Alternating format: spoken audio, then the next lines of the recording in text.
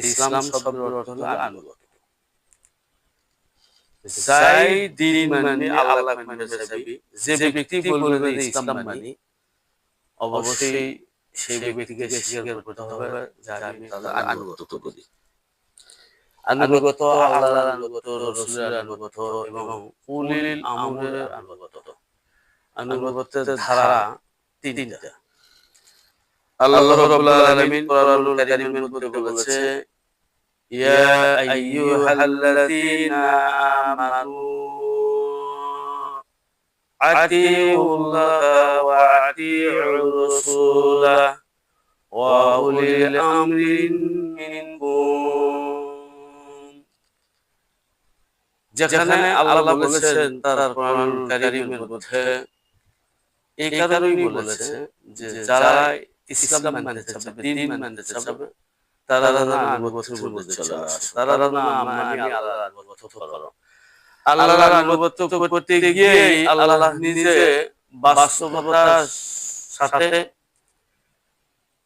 আনুগত্যের যে বাস্তব রূপ,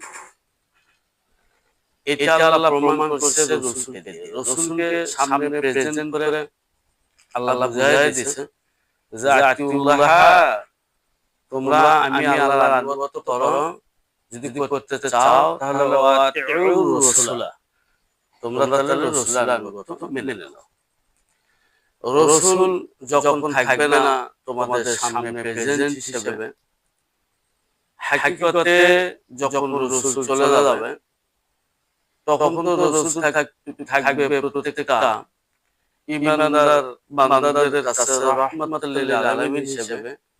ওই সময় সেই সময় তোমরা উলিল আমরি মিনকুম, তোমরা আনুগত্য করবে তোমাদের মধ্য থেকে যারা উলিল আমর হবে, অর্থাৎ দ্বীনের দাওয়াত দায়ী হিসেবে যারা দ্বীনের কাজ করবে, দ্বীনের সেবা করবে, দ্বীনের প্রতি আনুগত্যের বাস্তব রূপ যেখান থেকে শিখে এসেছে। আল্লাহর আনুগত্য কিভাবে হবে এটা আল্লাহ রাসূল ভালো জানেন। ঠিক তদরূপ করে রাসূলের আনুগত্য সেটা সাহাবীরা ভালো জানে।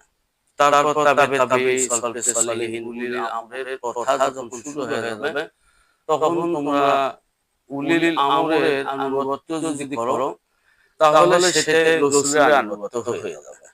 আর রাসূলের আনুগত্য যেটা হয়ে যাবে সেটা হবে স্বয়ং আল্লাহর আনুগত্য।